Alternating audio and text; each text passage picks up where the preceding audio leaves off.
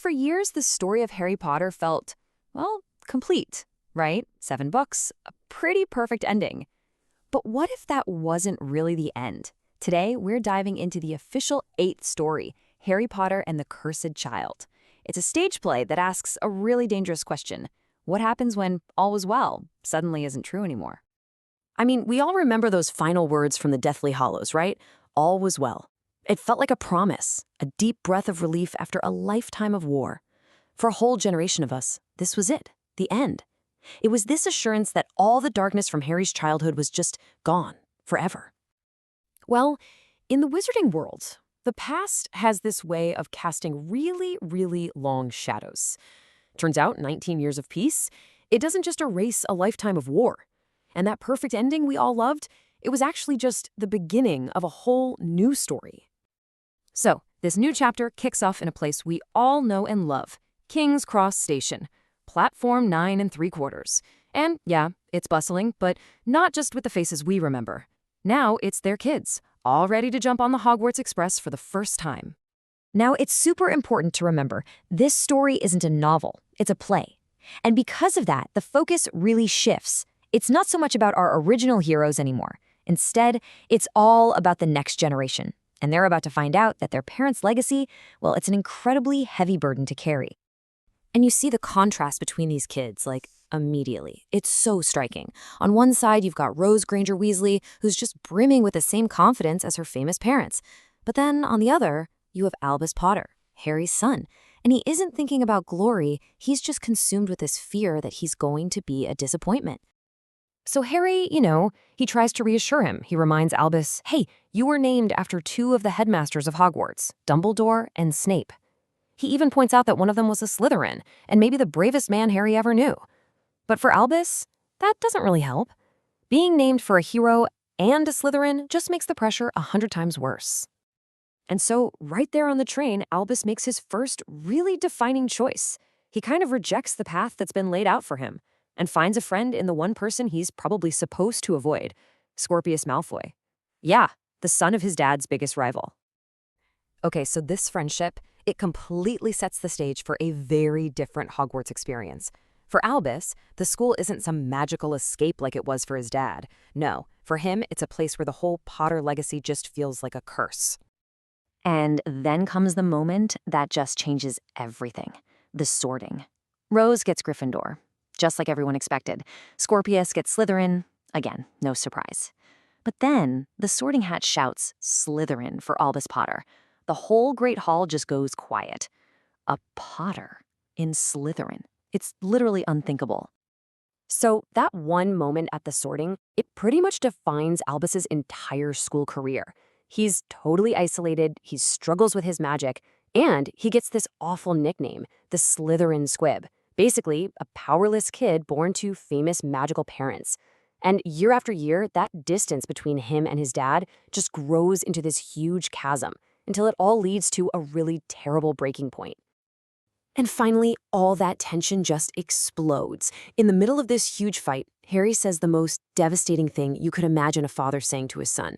It's just a moment of pure, raw pain, and it absolutely shatters their relationship. Maybe for good. And it's from this really broken, painful place that Albus decides he has to do something. He ends up overhearing a conversation that gives him this new, dangerous purpose. He's going to correct one of his father's biggest mistakes. So he's hiding nearby, and he listens in as an old Amos Dickory confronts Harry. Amos has heard a rumor, a big one, that the Ministry has a secret, illegal time turner, and he is begging Harry to use it, to go back in time and save his son, Cedric, who was murdered during the Triwizard Tournament all those years ago. And Amos's grief is just so raw, especially when he talks about his son being dismissed by Voldemort as just the spare. That phrase, it strikes a deep, deep chord with Albus. Because in a lot of ways, he also feels like the spare in his own family. And in Amos's pain, Albus sees a chance to finally prove that he's worth something. Now, we're talking about a time turner here. This is an incredibly powerful and dangerous magical device. And the thing is, the Ministry and pretty much everyone else thought they'd all been destroyed years ago. So when Harry lies to Amos's face and denies the time turner even exists, well, for Albus, that's the final straw. It just makes him even more determined to act. So, with his best friend Scorpius by his side, Albus decides he's going to do what his father won't. The two of them hatch this totally reckless plan to steal the time turner and save Cedric themselves. And it all starts with a very dramatic escape. Honestly, their plan is pure teenage rebellion. It's born from this desperate need to finally take control of their own lives. So what are they going to do? They're going to climb onto the roof of the moving Hogwarts Express and just jump. You can just picture them up there, standing on the roof of this speeding train, wind whipping all around them. For maybe the first time ever, they feel this incredible sense of freedom. But they've forgotten one really crucial thing about the Hogwarts Express. All of a sudden, they hear that familiar voice. "Anything from the trolley, dears?" Yup, the kindly old trolley witch appears, pushing her cart full of sweets along the roof of the moving train, like it's the most normal thing in the world. It is such a surreal and, frankly, terrifying moment. And we find out her true nature, like, right away. She is not just a sweet old lady selling candy. No, she's an enchanted guardian of the train. Her pumpkin pasties literally explode like grenades, and her hands transfigure into these sharp spikes. The boys have absolutely no choice but to jump and just hope their magic is good enough to save them. And this is where the story kind of splits into two parallel tracks. On one hand, you've got Albus and Scorpius, who have now teamed up with Amos's supposed niece, Delphi. They're planning how to break into the ministry, and at the exact same time, their parents are just starting to realize their kids are gone. And their plan is just so bold, they're going to use Polyjuice Potion, Albus is going to turn into Ron, Scorpius is going to be Harry, and Delphi will become Hermione. Think about that. The new generation is literally going to walk in their parents' shoes to try and fix a tragedy from the past.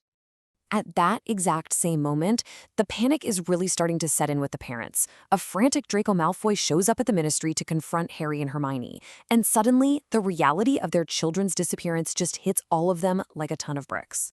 So get this. While the disguised kids are sneaking through the halls of the ministry, Harry is finally confessing to Draco about the horrible fight, about the awful thing he said to Albus. He is absolutely tormented by the thought that his own words are the reason his son ran away. You see, Albus and Scorpius truly believe they're being heroes. They think they're fixing a mistake their parents made. But time is not a toy, and their good intentions are about to smash head-on into the dangerous reality of messing with the past. It leaves us with one crucial, terrifying question. To fix a single mistake from the past, is it really worth risking the entire future?